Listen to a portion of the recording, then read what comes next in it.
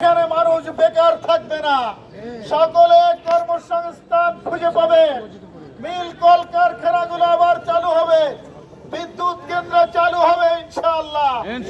ব্যবসায়ীরা চাঁদাবাজদের কারণে ব্যবসা করতে পারছে না ঠিক মতো। আমরা পরিষ্কার ভাবে বলে দিতে চাই, কোন প্রকার দুর্নীতি, দুঃশাসন, চাঁদাবাজ, হত্যাকারী, ধর্ষণকারী, রাহাজানি, ডাকাতদেরকে বাংলাদেশের মানুষ আর দেখতে চায় না। আগামী দিনে আল কোরআনের ভিত্তিতে আমরা একটি সুন্দর সোনালী সমাজ এই বাংলাদেশকে গড়তে চাই। সেই কাজে আগামী ফেব্রুয়ারিতে যে নির্বাচন হতে যাচ্ছে, মানুষ যেন তার নিজের ভোট নিজের ইচ্ছা মতো দিতে পারে। 8 সালে বাংলাদেশে কোনো নির্বাচন হয়নি, 14 সালে হয়নি, 18 সালে হয়নি, আর এই 24-এর প্রথম দিকে যা হয়েছিল তাও কোনো নির্বাচন হয়নি। 24-এর প্রথম দিকে যে নির্বাচন হয়েছিল তা হলো ডামি নির্বাচন।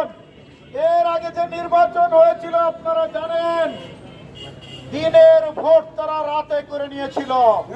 তার আগে যে নির্বাচন হয়েছিল সেখানে বিনা প্রতিদ্বন্দ্বিতায় 153 জন নির্বাচিত হয়ে গিয়েছিল।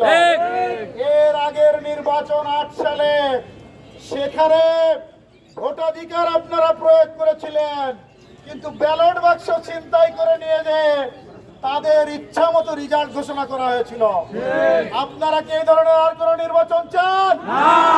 আমরা পরিষ্কার হয়ে বলে দিতে চাই, আমরা আমার ভোট আমি দেব, যাকে খুশি তাকে দেব।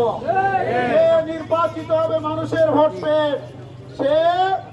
সেই নির্বাচনে বিজয়ী হয়ে বাংলাদেশকে গঠনের চেষ্টা করবে। আমি আপনাদের কাছে আহ্বান জানাতে চাই, এ পর্যন্ত সবাইকে ভোট দিয়ে দেখে শুনে আপনারা শেষ করেছেন, কোন শান্তি কি পেয়েছেন ভাইরা আমার? প্রশ্নই ওঠে না। একমাত্র শান্তি আসতে পারে আল কোরআনের ভিত্তিতে যদি একটি সুন্দর সোনালী সমাজ গঠিত হয়, সেখানে এই মানুষ শান্তি ফিরে পাবে, মানুষের অধিকার ফিরে পাবে, সেখানে কোনো হত্যা, খুন, ধর্ষণ, চুরি ডাকাতি থাকবে না। সেই ধরনের সুন্দর একটি সমাজ আপনারা চান কিনা ভাইরা ভাই? সেটা যদি চান, তাহলে আগামী দিনে আমাদের ভোট নামক এই জিহাদে অংশগ্রহণ করে ইসলামের পক্ষে, ন্যায়ের পক্ষে, ইনসাফের পক্ষে আমাদের ভূমিকা রাখতে হবে। সেই কাজ করার জন্য সবাই রাজি আছেন তো ইনশাআল্লাহ?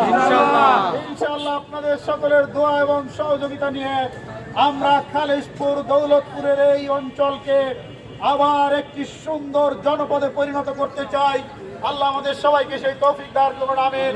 আসসালামু আলাইকুম ওয়া রাহমাতুল্লাহি।